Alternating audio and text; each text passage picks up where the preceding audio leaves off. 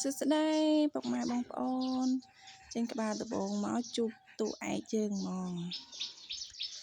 អរគុណច្រើនដែលមកកាន់ Channel របស់នាងខ្ញុំថ្ងៃនេះដែរនាងខ្ញុំមកធ្វើបបរខាប់គ្រប់គ្រឿងសម្រាប់ក្មេងអាយុ6 ខែឡើងបងប្អូនមុនដំបូងនាងខ្ញុំទៅបេះស្លឹកបាសនៅ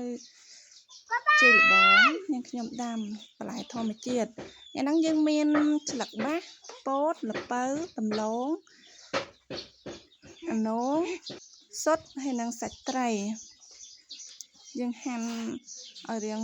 ម៉ត់បន្តិចមកបងប្អូនតមកនាងខ្ញុំដាក់បបរបាយខ្ញុំដាក់សុទ្ធហើយខ្ញុំដាក់បន្លែចូលទៅយើងកូរវាមកហើយយើងបបរ20 នាទីអីឆ្អិនហើយបងប្អូននេះខ្ញុំបបរទុក20 នាទីកូរវាមកមើលទៅឲ្យឆ្អិនបន្លែឆ្អិនអង្គឲ្យរីកល្អមកតបមកនេះខ្ញុំដុសដាក់យកទៅក្លុកឲ្យម៉ត់ទៅបងប្អូន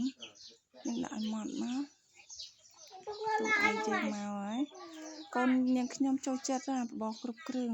ដាក់អស់មកបងប្អូនមកចូលចិត្តញ៉ាំអរគុណច្រើនពុកម៉ែបងប្អូនដែលទស្សនាវីដេអូរបស់នាងខ្ញុំជំរាបលា